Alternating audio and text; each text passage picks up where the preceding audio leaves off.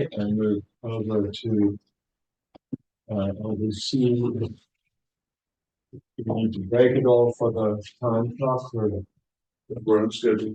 good enough? And it says no. Okay. Does and we take a roll down? Yeah. Amy Bonnevier. Here. Tommy Coe. Andrew Combs. Here. Brian Darian. Here. Christopher Moore. Here. And with conflict of interest disclosures. Yes, I am on the Justice Community College Foundation Board, so I will be abstaining from anything that relates under any time for consideration by Justice Community College. Thank you. Absolutely. When the discussion comes along.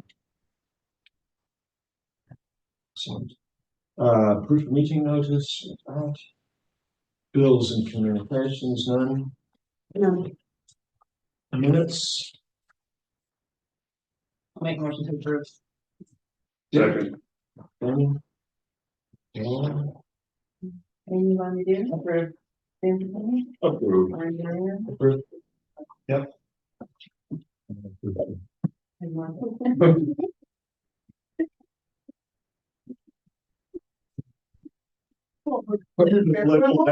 Things so rapidly. I mean, okay, looking at the balance sheet for May 31st, 2026, we have 2.5 million in cash.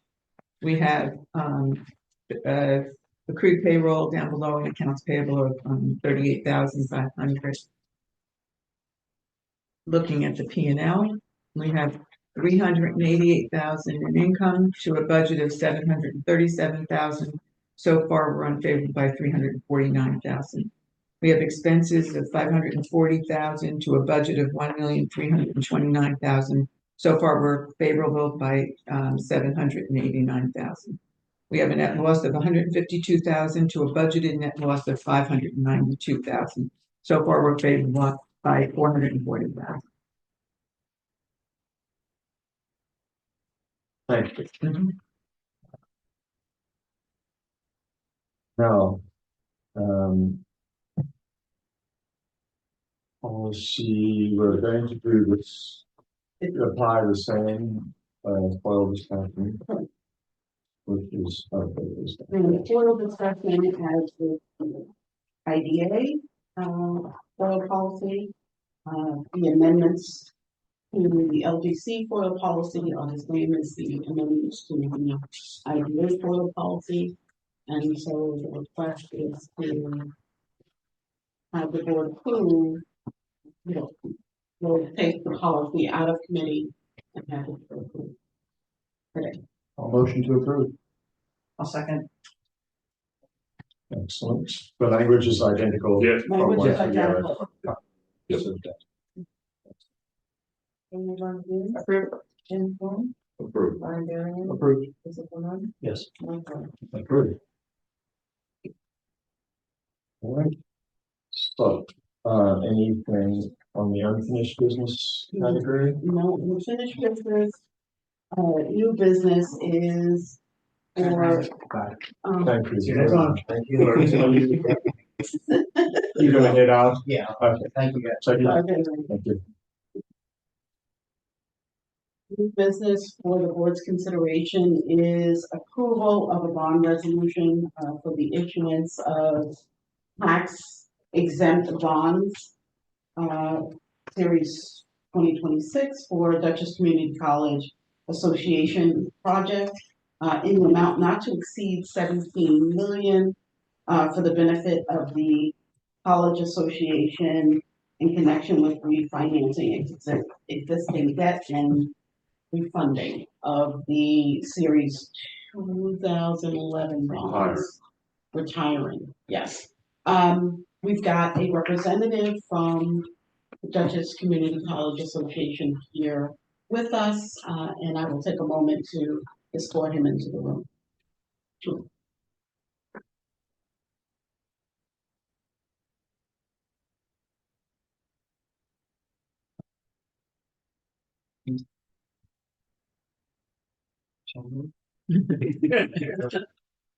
Right. No monitor. It's okay here. Yes. Yeah, there you go. Yes. And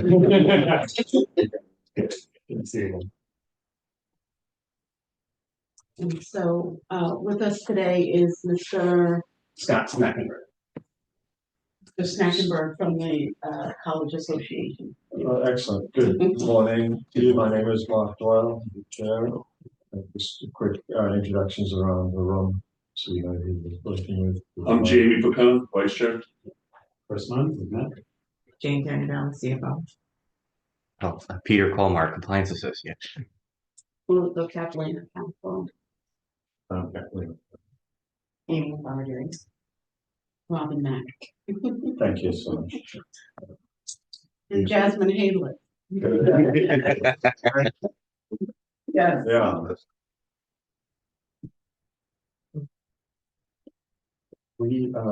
So we headlined the project. My apologies. Yeah. So the DCCA has come before the board to retire its former series bonds, the 2011 bonds, and to establish this new series of bonds, which will is an overarching solution for something that has been, I don't like to use the term band-aided, but essentially it was band-aided over the last few years. And so if you would, Mr. Snackenberg, yes. Yes, my role at the college is president of the association, but also the vice president for enrollment and student success. This is a huge win for us. We go back a couple of years, the residence hall was not in good financial shape. That has turned around between investments from the college, a mistake, frankly, by the bank that they charged us over $1 million too much interest that we got back. And then increases in enrollment that have led to 4 consecutive years of increases of occupancy, and also partnerships with other colleges in the area. The CIA has taken floors from us, or half a floor some years. Right now we have IBM interns in the hall over the summer. So we've definitely changed our revenue profile and have made it much more self-sufficient. And this is a reflection of that. It's the reason we are doing it. Very excellent. Do you have market rents? Are they market subsidized or? They're pretty close to market. I mean, they're market for what a student would pay typically. I mean, for the IBM interns this summer, we're a bit below market, being because we had to keep with Marist. They had given a choice of ECC or Marist, and Marist had very low prices, so we had to. There seems to be a demand in the county, but when you talk about your upswing, was occupancy much lower? It was coming out of COVID. We had Really? everybody in the residence hall for a year, Oh, so it took a long time to rebuild after that. But it had been declining for years prior to that, and now it's coming back. Is there a certain percentage required for students in that hall? There is not. I mean, there used to be in the old, under the old covenants, we had to have 80% occupancy. There's no occupancy covenant in this new financing. Okay. It's more based on the finances of it, because we know we have people coming in. The other thing we do now is year-round housing, particularly for housing insecure students. We have state funding for some of that, so that also helps the revenue profile. It's not all about fall and spring and having students involved. Debt service, will this help your debt service, the new financing? Yes, yes. So we expect to easily be able to meet the debt service ratio. Sounds good. Yeah, the old financing was more restrictive, and we were just, they were coming in regularly to get extensions under the old and waivers, and so we've gotten to the point now where this is a refinance, and it just puts it on stable ground. It seems like it's just a more market viable building. Exactly. With less restrictions. So you could rent to other. It has to be educational purpose. Oh, it does? So we do have to be. Every tenant? Every tenant has to be educational. Oh, see, like you said, you got the coroner, you got Duchess, Marist. Yeah, we've got different other New Paltz has occasionally checked in with us. We've had Anderson Center has for several years had a few rooms, so we do work with other Sure. folks in the area. Well, sounds good then. Excellent. Well, And the public hearing was held on Monday, June 8th. And so here we are for final authorization from the board. Good. I hope that fire didn't. You can smell it. And see the smoke, yeah. Yeah. Okay, well. If there's no other comments, I'll make a motion to approve the, finance I order was- 17. I was gonna ask. Oh, yes, I'm sorry. Was there any public comment? No, No, no, discussed. sir. I conduct public hearing. I would attend. I assume it's mentioned. Yeah. Oh, yeah, so I'll make the motion to approve the $17 million in bonds. Second. Excellent. That's one. Approve. Approved. Yes. For the board's information, they hope to close this month. Oh, good. Yes. Okay.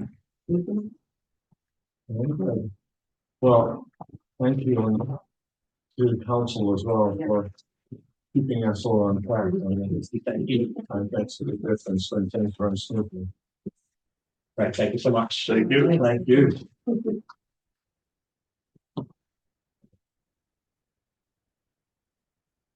And before we go.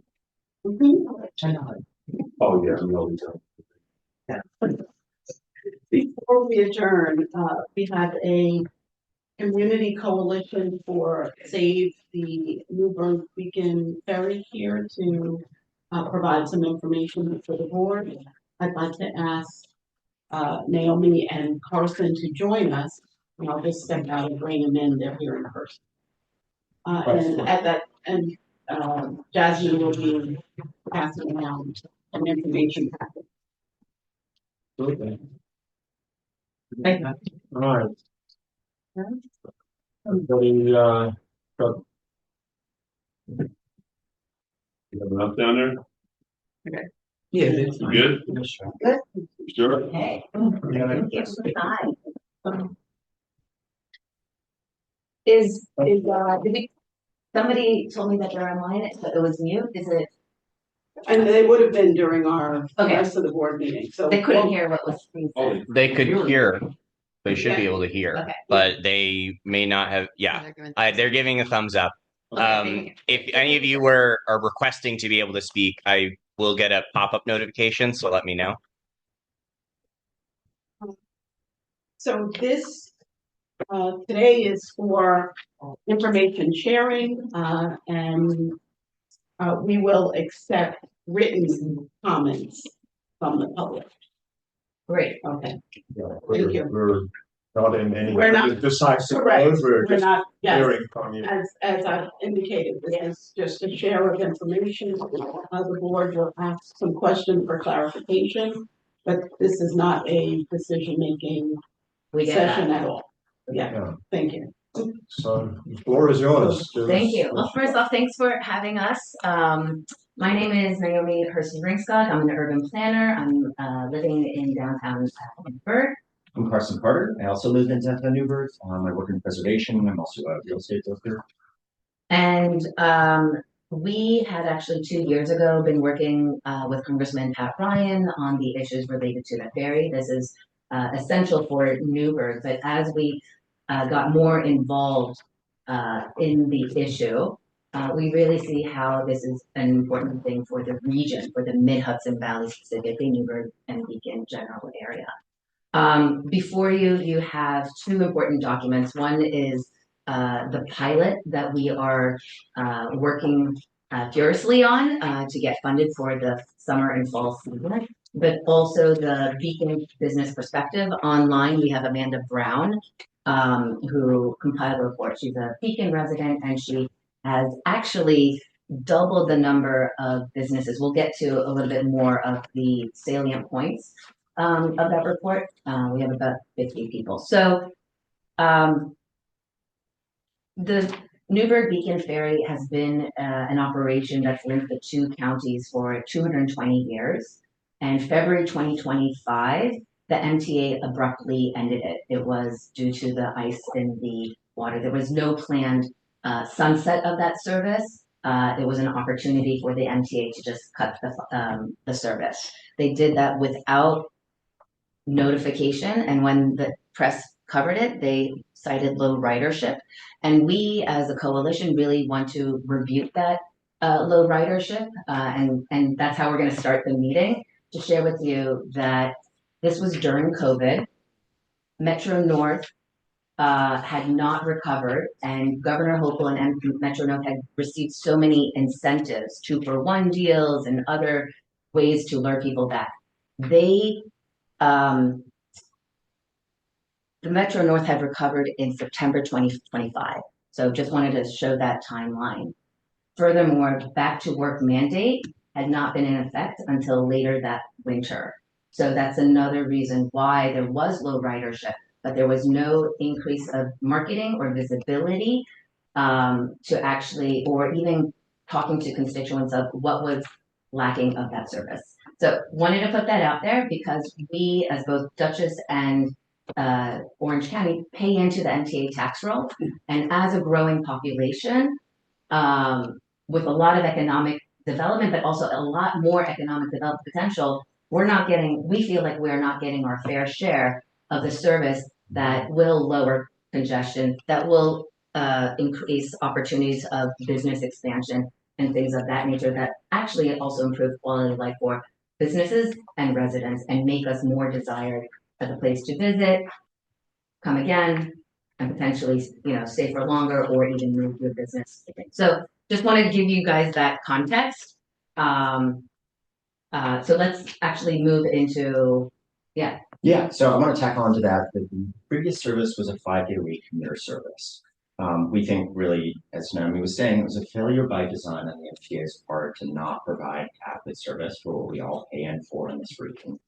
What we've pivoted to is not a commuter service. It's a Friday through Sunday focus on tourism and really linking the East and West Shores here, which is something that we think was a reason that the ferry in its previous iteration wasn't successful. NYSDOT is running a shuttle bus right now in lieu of the ferry, but again, it's just Monday through Friday. It is missing that key group of folks who are pouring off trains every weekend. And a lot of folks in Orange County, there are a lot of big things afoot, especially in Newburgh, thousands of housing units in the building and planning stages, who go over to Dutchess every weekend and spend money. We would like to be doing more of that.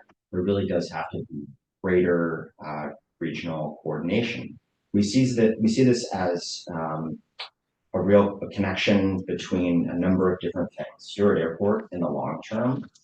We're very heartened that Catherine Garcia is at the helm of the Port Authority now. It seems like a new day there.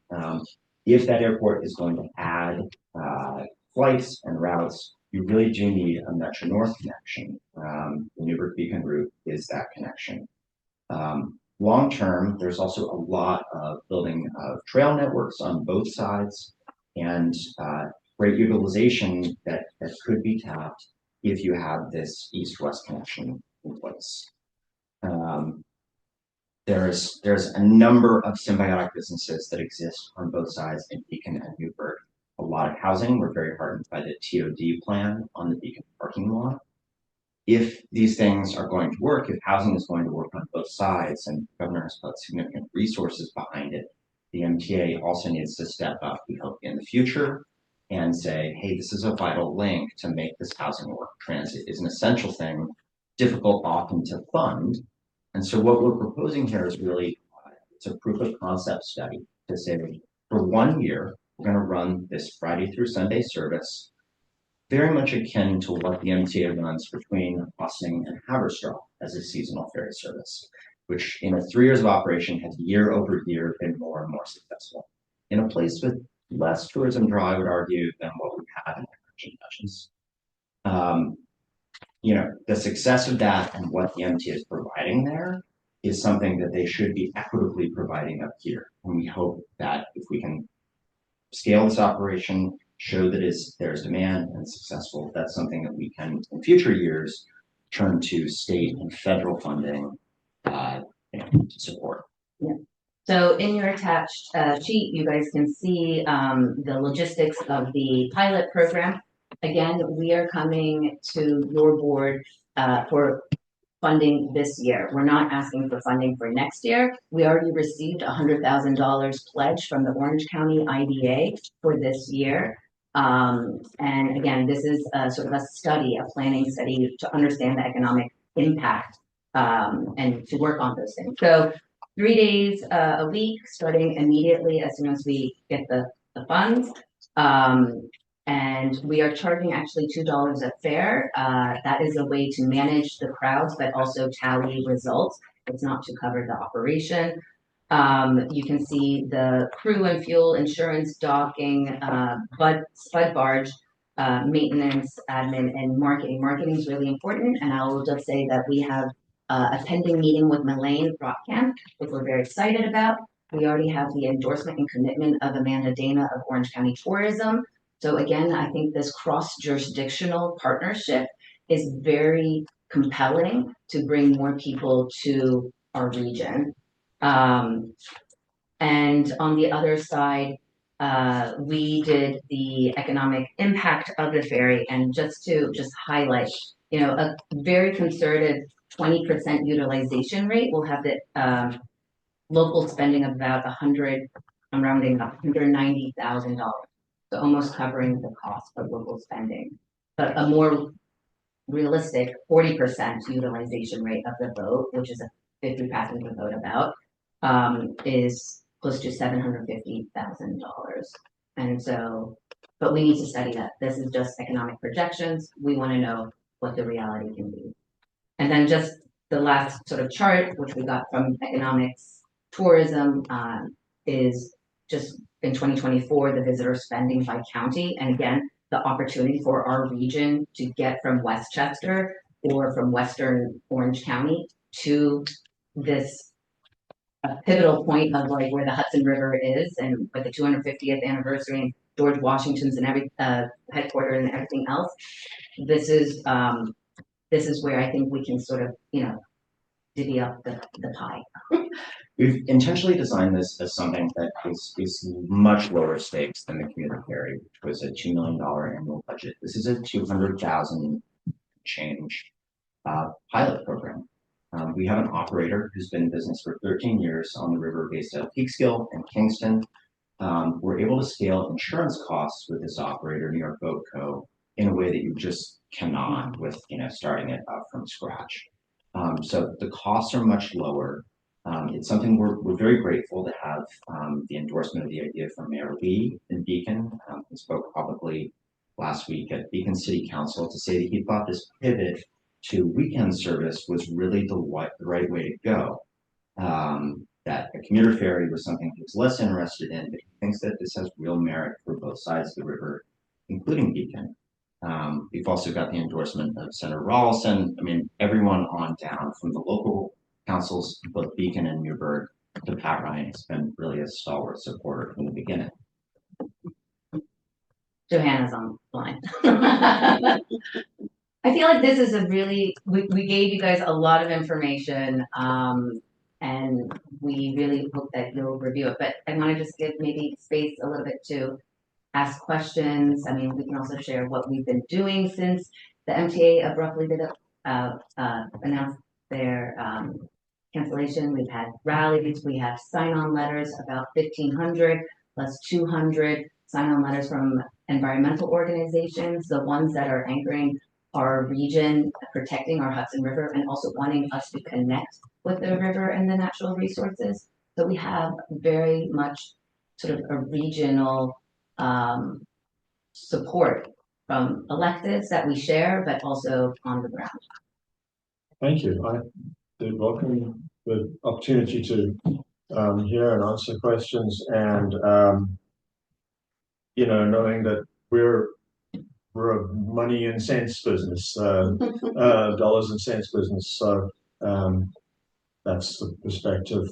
A question or two just to get it rolling. The MTA service previously was a boat operated by MTA? It was an MTA craft? Good question. It was New York Waterways, so they don't operate much of their own fleet.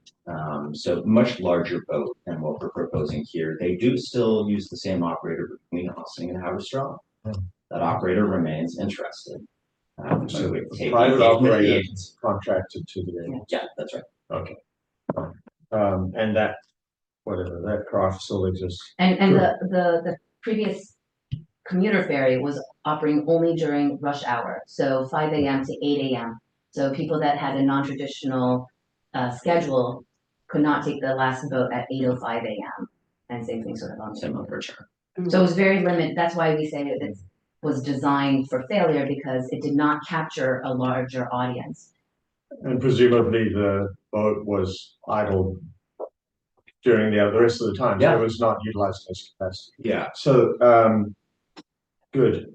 And then so overall, this pilot project would demonstrate interest of a new form to us in the general public and people who would be interested in financing it. And I'm just wondering, on the $2 a person shop fee or fare, I understand that's a way to count, but it also doesn't really demonstrate the economic aspect from a user's point of view, right? Viability point of view. Well, most of these commuter ferry services are actually funded by government subsidies. And we are connected now with the people in New York EDC, Economic Development Corporation down there, that have really invested in blue waterways, not just for commuter, but also for shipping or logistics. So blue waterway being? That's a term just to say that you're using, instead of roads, you're using the water. And so we want to learn more from how they have really expanded their routes and their operations. Obviously, it's a bigger city, but it's something to learn from and to be connected to.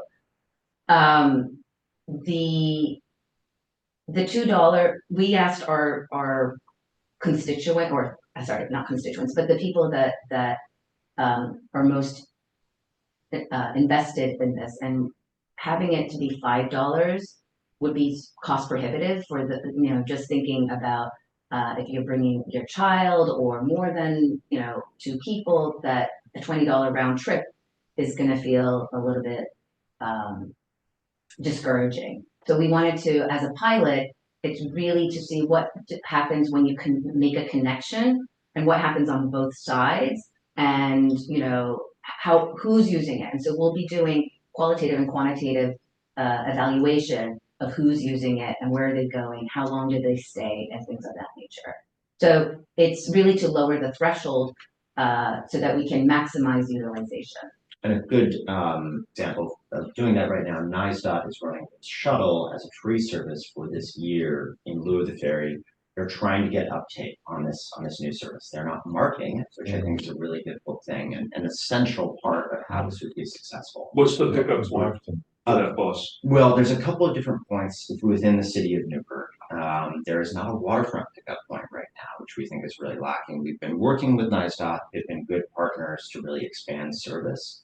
But it's not just the city of Newburgh. It's Cornwall, it's New Windsor, it's the town. There's a lot of potential that's not being tapped right now. But the ferry would only go to one spot. There's a commuter parking lot that NYSDOT owns that was utilized previously by folks across the region who are headed east. And right now that's really being lost. No, there's a lot of parking. Yeah. Also, just the NYSDOT shuttle stops at, connects with the Beacon Loop. So that's another way of just bringing people further into Beacon, but also stops at 9D, which is the new stop. So right at the beginning of Main Street. Well, what I don't understand is that why the commuter aspect failed. Being born and raised in Beacon, living on Route 9D, still maintaining that house on 9D. Traffic between train hours is atrocious, and the residents complain. It's miles and minutes, 20 minutes to get across the bridge. So if that failed, now you're going to try and have I'm playing a little devil's advocate because I grew up schooling in Newburgh and having a business in Newburgh. And I can see the demand for Newburgh coming to be because of the logistics. You get out of the train station, you have Dia to the right or the south. You can walk to Main Street less than a mile. Main Street's vibrant for 2 miles, and that's your day in Beacon or you hike Gettings Point. Sure do. Now, if you get on the ferry and go to Newburgh, you have a beautiful waterfront with the restaurants, and that's all I see. Well, We can. No, you can't because I used to walk up and down Broadway and buy my school clothes in the '70s.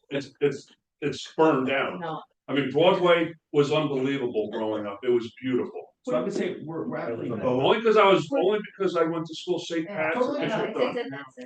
But Broadway is very disappointing in what it became. I think we're both emblematic of. So I don't see if you got off the ferry where you would go in Newburgh. Sure. So it's a good question. Downtown district, a little pamphlet. I have enough for everyone, but I'm just gonna give it to the one who, Newburgh has got. that's all really downtown, Astounding. not the amounts waterfront. of- I remember Liberty Street. Yeah, Liberty Come Street and is- visit. Everybody come and visit. Yeah. We gave our office away because we couldn't sell it.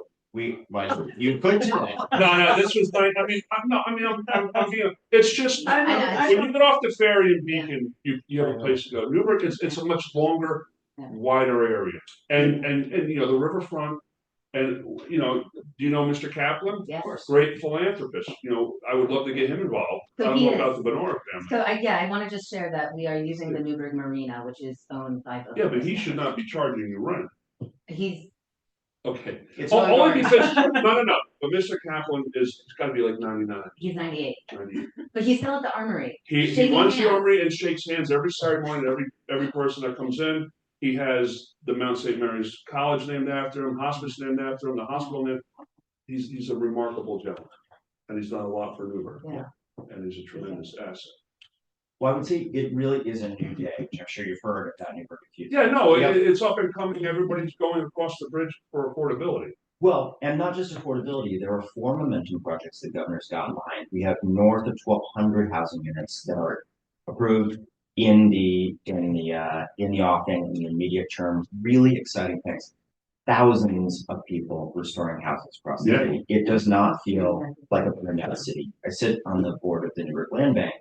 We have, I think, been a huge catalyst to move from 800 shell buildings in the core of Newburgh to under 100 today. It's fantastic.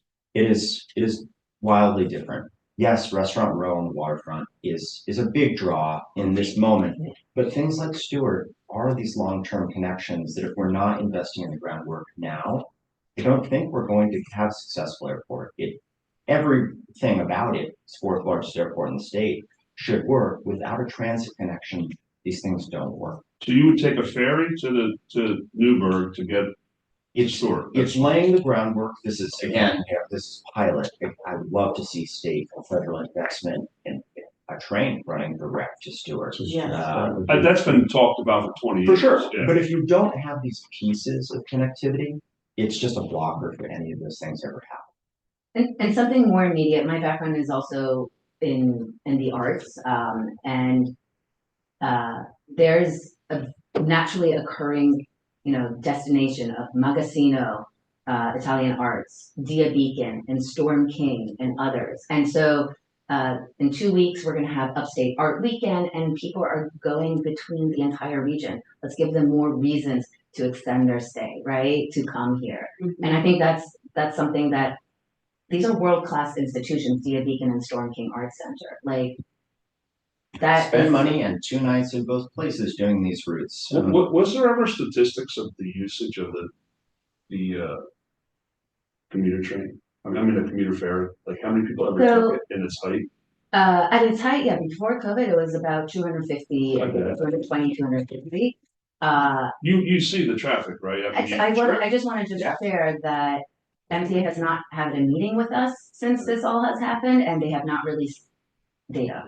So we've foiled and requested. The thing we keep saying to them as well, tonight's odds, and So they're scared about it. is that a bus in the morning, sure, you can get over to Beacon. By evening time, you're 30, 45 minutes crossing west. And frankly, it's not dissimilar headed east if you're trying to have dinner in Beacon, spend money in Dutchess. It is not feasible. It's a 6-minute crossing by water. And unfortunately, what they were running before, if you have to look at a timetable to use transit, you won't use transit. So they didn't advertise it. They didn't run it more than just the peak hour trains morning and evening. It was set up to fail. They do not, unfortunately, seem to care very much about providing service in this part Yeah, of the service. convenience couldn't be more better. Right. With the ferry. We really believe this. You know, you walk could up the be- train, you're 100 steps to You're the there. ferry. But But also, this aligns also with our, I know that you guys are an economic, but our environmental organizations that want people to come to the waterfront, that want people to see a more active harbor. And without the ferry, actually, the silt is coming up, and that's gonna make it difficult for boats like the Clearwater to get into, because you guys have a shallow, we have a deep port, but you guys have a shallow port. So the fact that we're not running this is also endangering future prospects for our most beloved boats. And You were happy to see this poster when we walked. yeah, sorry, I might take one. Yeah. I think this Please, is please. yeah. So the activity actually keeps the channel clear and so. Yeah. Yeah. Good. Well, it's interesting. So, so there's sort of this investment component, and clearly you're going to be making the case that the county, Dutchess County, that's our discussion, taxpayers who are funding this, essentially funding us with the state on the edges, benefit by it, and that's what your study wants to show. And then of course we on the other side tend to look at the straight investment criteria. So that's where it's more difficult for us, I think. This is me speaking personally.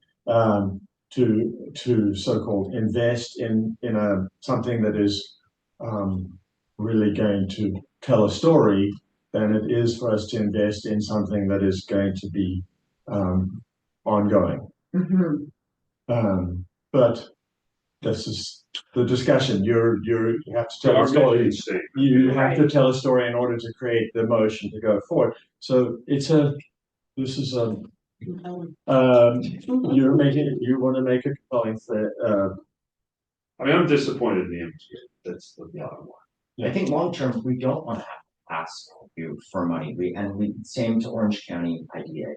This is a proof of concept that we hope can be a leverage point for our politicians to say, hey, you should fund this. This works. The MTA did not do the work to see how it could effectively serve. But with this data in hand, you can really go to bat with them and hopefully with the governor as well to say, hey, this should be coming from state and federal sources. And there are significant sources that are not, going to be picking local resources that can be dedicated to other places. But with the Orange County IDA and Mr. Schofield, how does that play out? Is he in favor? He's in favor of the ferry. We know his issues with Orange County IDA, but this went also through their development corporation. Yeah. So that's a precedent. Again, this is one step.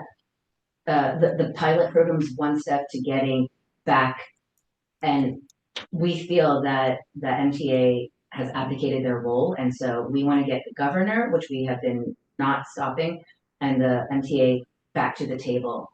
And we have the governor's chambers, which is good, but this is why we think we need a proof of concept. We have their ear, right? But we need to now show that we have skin in the game, that we're willing to do this, and then that they should assume. They got funding also, the MTA, for running the operation, the Climate Mitigation Act, air quality grants, and other FTA.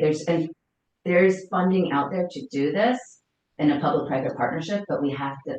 We're like the only coalition that's advocating for this. So this is really a catalyst. Can you speak to the choice not to try to do this as a 7-day-a-week project, and therefore pick up commuters as well and just retest the waters? We began hoping that would be what we were aiming for. So I really do believe that long-term 7-day-a-week service is what you have to have it be successful and dependable, so people don't have to look at a schedule to know when something is going to serve them. But it's a much larger number to bite off. And we really, we're not getting where we hoped to get. I also think for someone like Mayor Lee in Beacon, that was, coming at it very much from an economic side, if they are gonna, they've been very helpful, with their waterfront is an essential piece of this puzzle. He sees the weekend access and tourism piece and the pivot here as what sort of got him on board with it. I think a commuter ferry is it's a longer term conversation. It would obviously be more infrastructure work that's happening on the Newburgh side, probably more on the Beacon side. It would take a lot longer. I think we're trying to find something that in the immediate term we could really deliver solid numbers and hopefully leverage that can be used. I just also want to point out that Pat Ryan and Patrick Maloney, they have funded the pier that's being built in Newburgh. It has not received its DEC permit, but this will be deep water port, bringing sea cruiser, larger ships. That will probably be a likely dock for commuter. It's in the heart of the waterfront. And bringing people back and forth.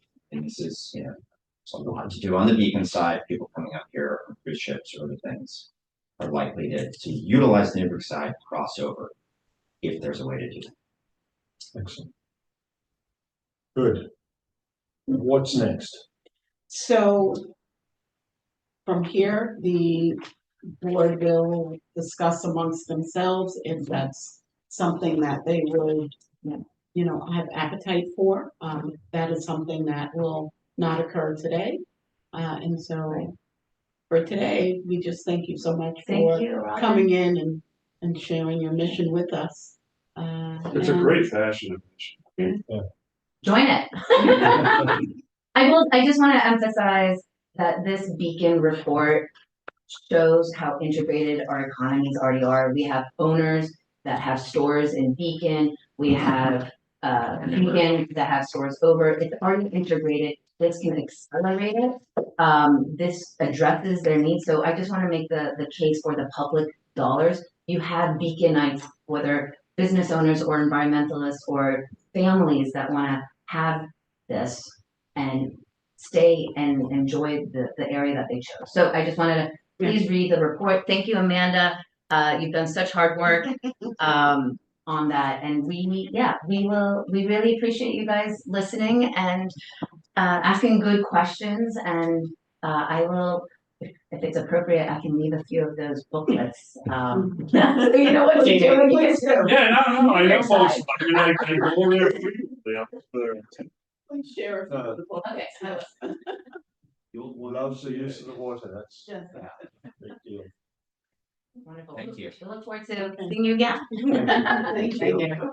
Thank you, everybody who joined online. Wow. Oh, I'll leave them outside or. Yes.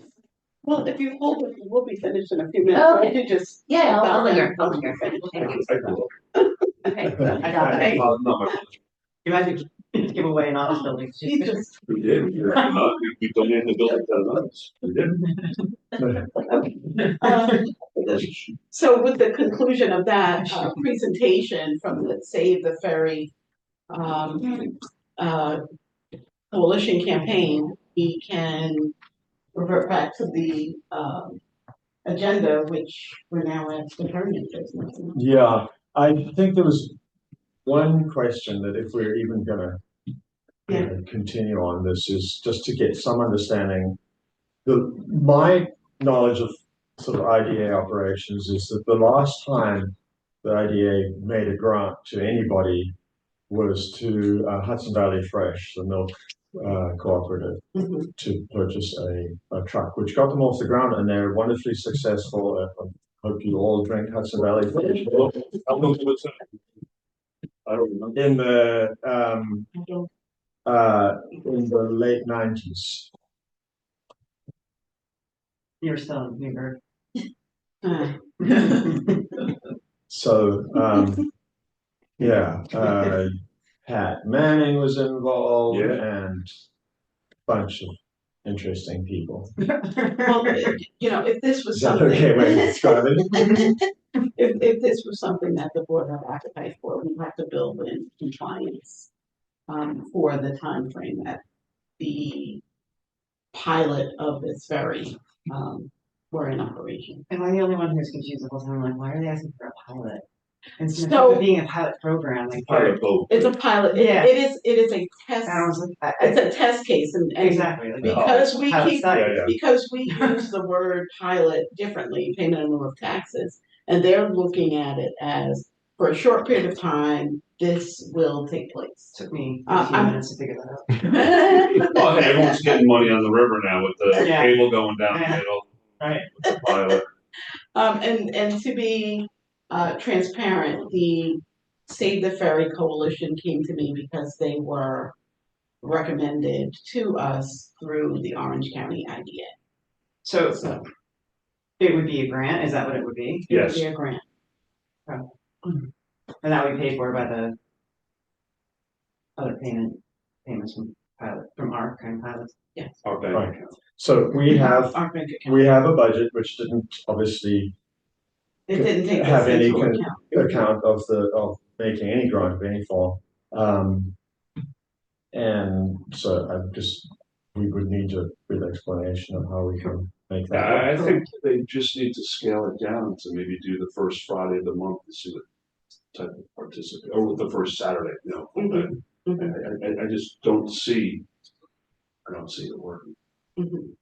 You don't see the study working? I don't see the participation number of people going from Beacon to Newburgh. Hmm. Newburgh to Beacon, yes. I mean, I come up on the train, it's packed between Cold Spring and Beacon. On a Saturday, hundreds Yeah. of flocked. Yeah. And it's standing alone on the sidewalks. It's Dude, if they only do one way, it's gonna be all these ferries stuck at Beacon. I mean, they have to go back. Like stacked like shipping containers on Hotel A. I mean, you have the nice restaurant. Yeah, I mean, we see at Fishkill Farms an incredible uptick. It started really heavily last year of Uber and Lyft visitors. Mm. Just it's a stream and it's fantastic. So people are using Shared public ride services. shared Yeah. ride services and so on. So And if this they're coming, could be a week. I mean, I can see the demand for the weekend process. I just think that if they're serious, they're going to try and get this to be a full-time service. I need the station. Well, I think that's their goal, right? Yeah. Their goal is to, and I mean, I'm not sure, like, just doing one day a month or whatever, you're suggesting, or one day a week, as opposed to a weekend. I'm just saying, It's gonna, well, but I'm saying, what kind of uptick, you've got, if it's like, well, we're just gonna run Friday nights. And You're it's going to like, market so heavily to make that yeah, work. just for one day, if you Yeah. have, if you're gonna, It's it's not like they're trying to run it all. They're not asking for 2 million to run a new commuter service, you know what I mean? To start a commuter service from scratch. But I think their goal, and again, I'm not deciding here, but I think what they're saying, their goal is to try to say, hey, look, this is what this is, and look, if it doesn't work, then it's like, well, guess what? But if you can make this work, you sort of draw the MCA back, True. perhaps, and that would be, of course, to both counties. I think that's maybe our incentive as well, not just like, hey, we're gonna get some tourists for, some tourism dollars for the Friday, Saturday, but the thought that maybe this draws the MTA back in and relieves some of the traffic on the bridges and improves, the overall economic picture by having the MTA back in there with a regular service. But, that's something for us to consider. Yeah. And obviously Beacon has excellent public transit, that's a free route and all that other stuff down there for people to take advantage of. And if people are just coming from Newburgh to Beacon, from our perspective, that's our responsibility on this side of the river. So,